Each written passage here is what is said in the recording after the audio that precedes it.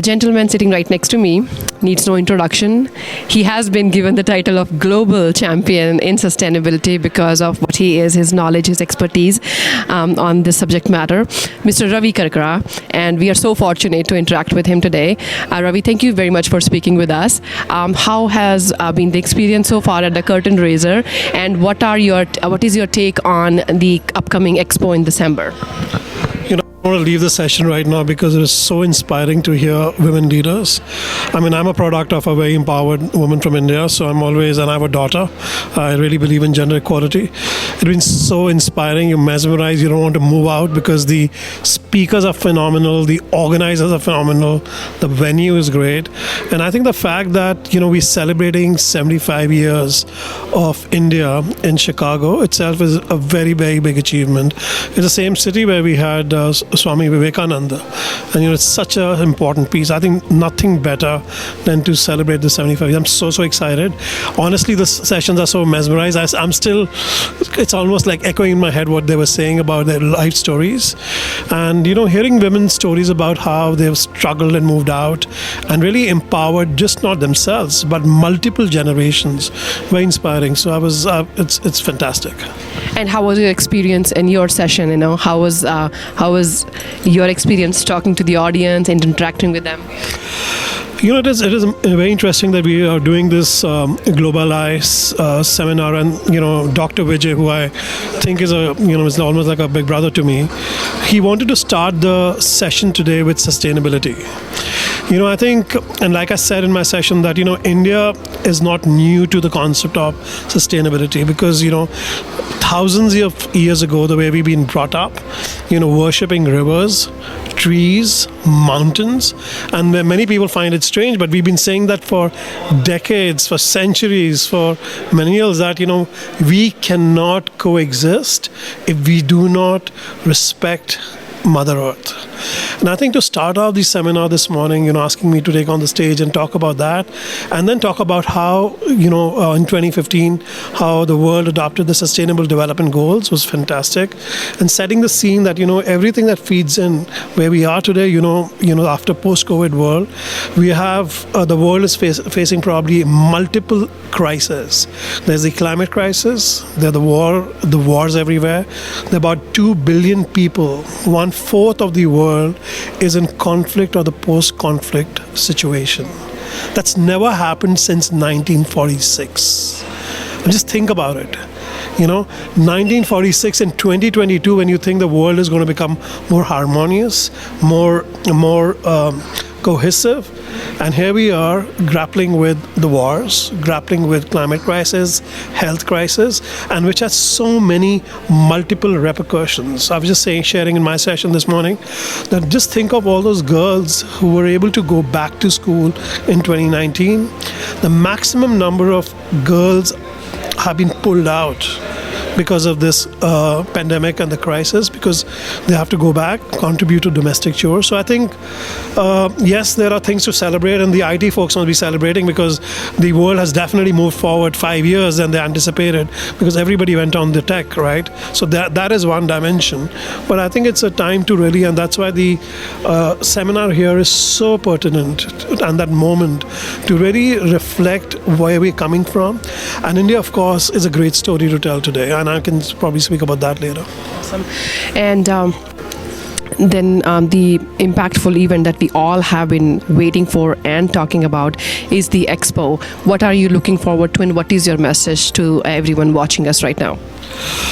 I've been around not as long as many people, but definitely I've seen the story of India evolve, and I've contributed to it. I think India at 75 is leading the world in multiple facets, right? It is leading the world when it comes to taking sustainable action, when it comes to looking at creating sustainable urbanization.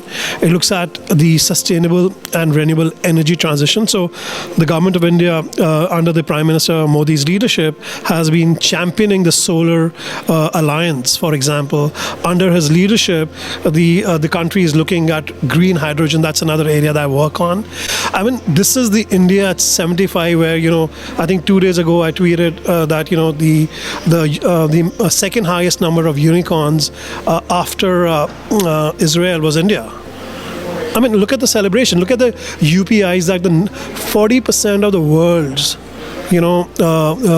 online transaction happen in India. 40%. I think India definitely is leading the conversation when it comes to technology. It's moving into the space. We've seen it very clearly. The Mars mission, lucrative, cost-effective, and highly impactful.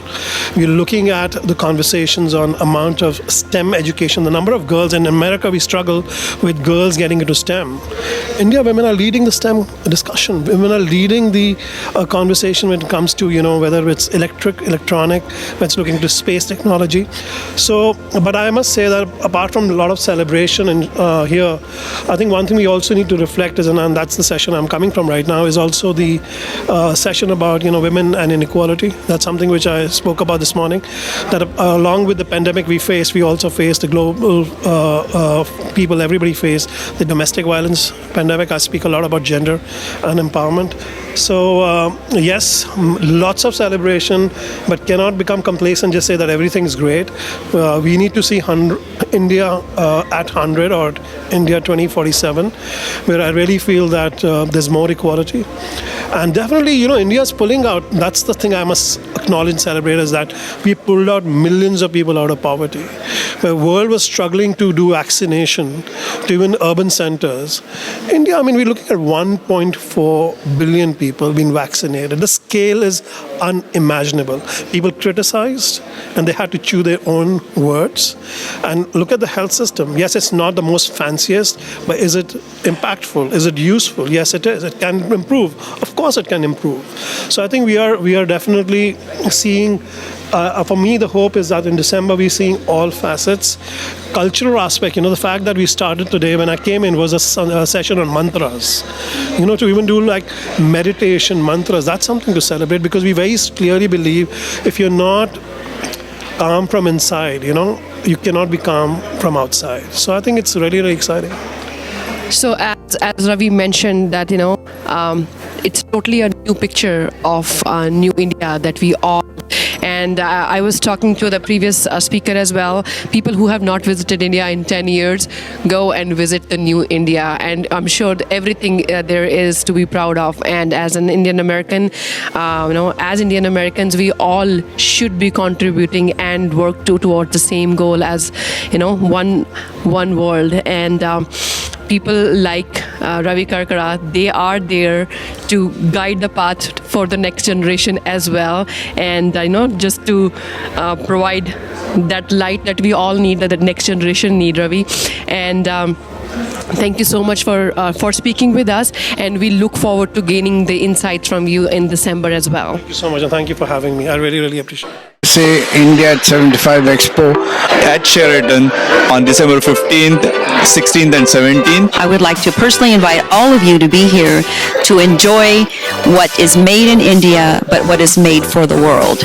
Made in India, made for the world. Please mark your calendar. This has been organized by Global Eye under the visionary leadership of Dr. VGP. So all of you, please join us. I'm inviting all of you to come in December when we will be having our most impactful event.